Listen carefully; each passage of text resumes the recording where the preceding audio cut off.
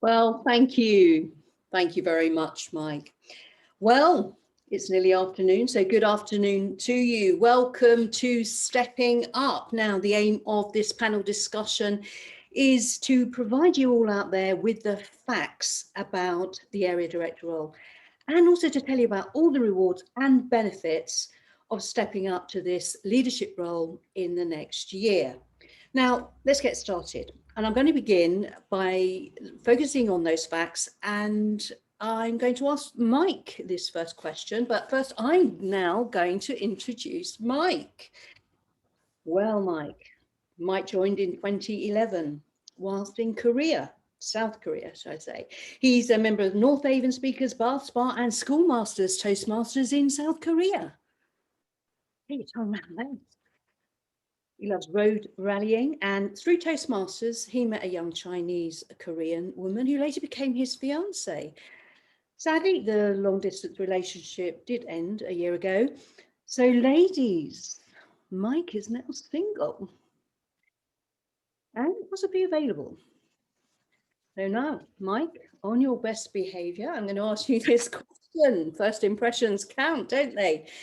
Tell us, what exactly is an area director, and how does an area director fit into the Toastmasters leadership chain, that big family tree?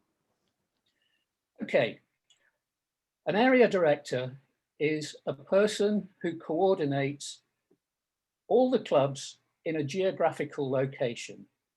As we're all aware, we're all part of District 91, and if you draw a line from Aberystwyth, more or less, to the North Circular, sorry, not the North Circular, the M25, go round down to the Thames Estuary. Anything below to the south, east or west of that line is District 91. And the district's broken up into various divisions. We have 8 divisions, and then each division is broken up into areas, and then each area has a number of clubs. My area, A62, has 5 clubs. Armada in Port Plymouth, moving north in Southwest Speakers in Exeter, Bristol Central in Bristol, needless to say, Bath Spa Toastmasters in Bath, and North Haven Speakers in Filton, North Bristol.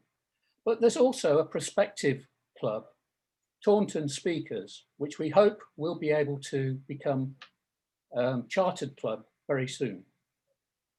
So the area director is there to support the clubs, to help them deliver what they need to do and to keep them focused on some of the things that are important, like club contests, club officer training, like this event today.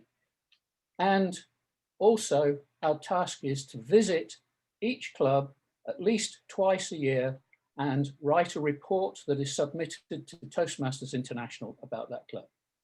Thank you. Thank you, Mike. Thank you. I'm now going to move on to our second panelist, Barbara Saff. And Barbara, she's a member of Hamwick Speakers, Spinnaker Speakers, Salisbury Speakers. She was area director for Area A1 3 years ago and is now back in the saddle. So Barbara enjoys esoteric and spiritual studies, photography, and has 2 specific Toastmasters memory. Number 1, disconnecting the whole Zoom meeting early on in lockdown. Many of us have done that, Barbara, been there. But far better, the memory of achieving her Distinguished Toastmaster Award in 2019. Well deserved, Barbara.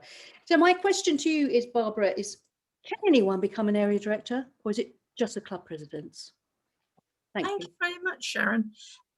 Yes and no. Anyone can become an area director, but there are certain suggestions and a couple of requirements. The first couple of requirements are that you need to belong to a club in good standing, which means the club must be paid up. You need to be a member in good standing, which means you have to be a paid up member. And also you need to have been in a District 91 club for a year. So that's the must-haves. Do you need to be a club president? The recommendation is that you've served on an area council. The area council consists of the area director, the president, the VPE and the VPM from each of the clubs in that area. So yes, you do need to be a club president, but you could be a VPE or a VPM. Having said that, it doesn't stop people who are on the club committee in other roles from stepping up to be an area director. And I'm sure there are quite a few people around who've perhaps been treasurer or secretary, and they've decided, yeah, I want to have a go at that. And basically, you know, there's nothing to stop you. Thank you. Thank you very much, Barbara. So it is open to many of you out there. I hope we're whetting your appetite. Now, Mike, I would just like to go back to you and ask, does the area director count towards a distinguished Toastmaster qualification? And just picking up what Haritosh was telling us earlier. Mike. Yes, it does. To become a distinguished Toastmaster, you need to have held a club officer role for a year, and you need to have held a role on the district leadership team. And the most likely role will be becoming an area director, as that's normally the thing that you would do after being involved with clubs. So yes, you have to. Thank you. Thank you, Mike. Well, there we have some of the basic facts about the job. And of course, working towards the DTM can be, well, one of the main motivators for many people. But having been an area director myself, I'm telling you, there is so much more to be gained from this. And to talk about this, I'd like to introduce Miriam Hernandez. Miriam herself joined Toastmasters in 2015, is a member of Newbury Speakers. She enjoys interior design and remembers the time a senior member delivered a roast speech on her that was very memorable, she says. And she says she still has the sword, evidence supplied, that she had crafted for the occasion. That was bloodshed on the night. I'm interested to know what was in that roast speech. Thank you, Miriam. So, Miriam, a lot of our club members out there will be saying, well, what's in it for me? Tell us about the benefits and rewards of stepping up to being an area director. Start. Loads. There are loads. When you are president in a club, you are leading your committee and your members. That is a different skill to when you are an area director, because you are leading presidents. It's like when you are a manager in a company and you're managing a team of 5 people or 10 people, and when you're a manager in a company managing managers.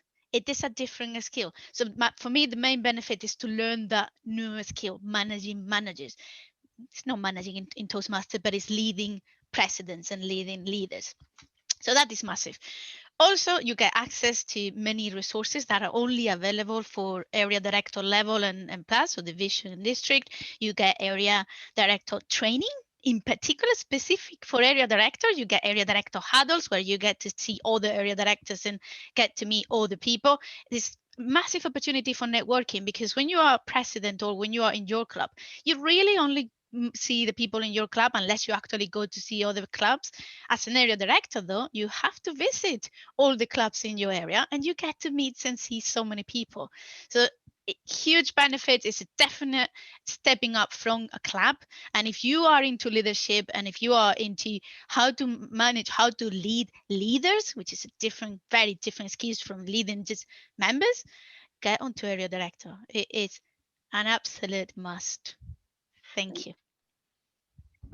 Thank you, Miriam. Yes, it's all about that service leadership. It's what you can give back, and the reward. It is very satisfying, I know, having done that myself. And, you know, it's all those soft skills you develop as well, isn't it? You know, learning to listen, the empathy and that flexibility. And of course, with COVID around, you know, the flexibility and the way people are working and their lives, you know, we all have to take that on board. Now, one of those things that you do benefit from is that district training. And Barbara, I'd like to ask you about that district training. What can we expect from it? Thank you, Sharon. Yes, district training is, I suppose you could call it club officer training on steroids, really. And district officer training has consisted of a residential weekend, obviously up until this year. And that gives you the opportunity to really get to know the rest of the team within the area, within the district. And it also gives you that networking opportunity to talk to other people and engage with them. District officer training is covering all the sorts of things that you need to know as a district officer. For example, this year, so far, because we're online, district officer training has been split up. And we've done spending your budget, because that is something as an area director, you do have a budget to spend. And we have done DISC training for anybody who hasn't done that, DISC. Best talk to Antonia about that one. But we've done that on Tuesday. We have a full day coming up next week. And I'm not quite sure what we've got on topics of that, but there's loads of stuff that you're going to learn as at a district officer training that is going to take your leadership skills up to that next level. Back to you now, Sharon. Let me just ask you, could you clarify DISC training? Could you say yes, more? It's one of these sort of personality type trainings that there are sort of categories that you could belong to, and it helps you to get along with other people that you have to work with. Well, I think that is absolutely invaluable, isn't it? And like I say, I know myself, having gone to district training, and Antonia's flagged up a message about the Lego man. I mean, we're having to do that, put a Lego together and pass on instructions on how you put it together. Or the helium stick. Oh my God, what is the helium stick? So yes, you're burying your head in your hands, Barbara. Can you tell us about that? I do remember that one, actually, and I can remember what on earth is this about? But it is about teamwork, and that's the value of doing the face-to-face online training, district officer training, because you're going to get that opportunity to play as a team, which is obviously completely invaluable. Absolutely, and that's something that I benefited from particularly, because you have all of these club officers, and they've got their own personalities, they have their own lives, and and in the Southwest, particularly in my area, you know, they are an hour apart. So getting to them and communicating with them, you know, and keeping them as a team, it is something that can be a challenge, but it is so rewarding because you benefit and you use it in so many areas of your life. So thank you, Barbara. Now, our last panelist is Russell Streeter, and I'd like to introduce Russell. Russell joined Toastmasters in 2013. He's been a member of Solent Speakers and Spinnaker Speakers, and he joins cooking meat in a smoker. Interesting, and particularly enjoys Christmas club meetings, which are always fun as they invariably learn about traditions from countries around the world. So, Russell, I particularly would like to ask you, you've been in area director now for about 6 months. How has it helped you so far? In Sharon, I think we have a problem with Russell. His feed appears to be frozen. He looks asleep. Wake up, Russell. Have I been boring you so far? You may need to ask that question to somebody else. I will ask Miriam. Miriam, thank you. So while we wait for Russell to come back, tell us about how you feel that being an area director has so far helped you in other areas of your life. Because it's not about what you gain from working with people within Toastmasters, but also how it helps you both professionally, socially, and personally. Miriam. Today, Russell is back. Okay, you carry on, Miriam, and then we'll. Okay, so I work in a corporate world. I work for an international organization. I do not manage a team. I'm a client manager. I manage managers. What I saw though, when I moved into the area director role, is that on my day-to-day work, I've realized that I have adopted different mindset that I have picked up from being area director, because like I said earlier, you manage people, it's different, you manage managers. So I've realized I've widened my horizon, if you see what I mean. And one day my boss said to me, Miriam, you know what? I see you in a few years managing a team of leaders. And that kept me thinking, and that wasn't long ago. And I thought, how did he come to that conclusion? How did he come to that conclusion? It's because I've adapted my mindset and myself into that wider picture and wider thinking when I'm working in my job. Now, I can't tell you particularly how or what I've done, but I can definitely say that it has already made an impact. The 6 months of area director, and it has made an impact on my work. So I'm very, very happy. Thank you, Miriam. Hello, Russell. You woken up. Sorry, you look like you were asleep and you froze earlier. Nice to see you. Well, Russell, my question to you, as area director for 6 months now, how could you say that your role has helped you develop in life outside Toastmasters, professionally, socially, or personally? Good. Thank you, Sharon. Sorry about that. I could see and hear everyone else, but obviously it wasn't transmitting. So, well, I'll add on to what Miriam said about the world of work in a corporate environment, or even in a self-employed environment, because I think that has the biggest impact. Area director teaches you about being part of an organization, because you're much more involved in the district activities and the division activities. And so it helps you to, in terms of going to district executive committee meetings and being in that meeting environment, which is similar to going to board meetings or management meetings. And it helps you obviously with organizing events such as area committee meetings, the training, for example, the one we're on, and organizing competitions, which is directly relatable to what you might have to do in an organization.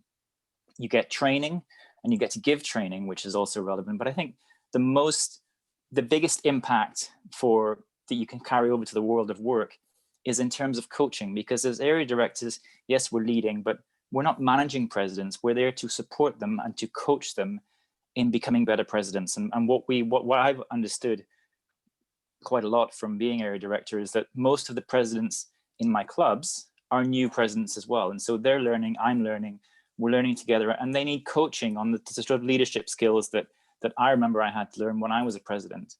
And you can carry that coaching experience and learning directly into any type of work, or corporate or self-employed, or any type of work environment, because coaching is really what's going to come to the fore, I think, in the world, or in the future, as we move away from a sort of command and control into inspiring and influencing people. So really, for me, coaching has had the biggest impact for me being an area director. It's a wonderful opportunity that we all have as Toastmasters, because we are part of this global organization that other people don't have. And I think that everyone should grasp that opportunity with both hands and step up to be a district leader of some kind. Thank you, Russell. And actually, you hit the nail on the head there about inspiring. That is the way that we get people on board. And let's face it, Toastmasters is a voluntary organization. So we have to inspire people to want to step up. You know, you don't get paid for this. And by the way, you do get expenses, everybody out there, for traveling to and fro. Not at the moment, of course, but it is available. So yes, inspiring and guiding and supporting, and then being this link in the chain of Toastmasters. And there's this whole network of leadership out there that can support you, not just in your area. Well, we are going to have to come to a close, I'm afraid. Ready? Whoopsie. That's my timer going off. I would just like to say thank you very much to Mike and to Barbara, Miriam and Russell. Now, this is a shout out to all you club officers. Do consider becoming an area director. Talk to Antonia, our division director. Talk to all of your area directors here today. Or maybe you know someone who you think would make a brilliant area director. Speak to them. Tell them why you think they'd be great in the job. Now, Arno, our district director, would like to have an election on this this year. So we're hoping that many of you will be standing for that election. So thanks, Mike, Barbara, Miriam and Russell. I'd like to hand back now. Thank you, and have a great lunch.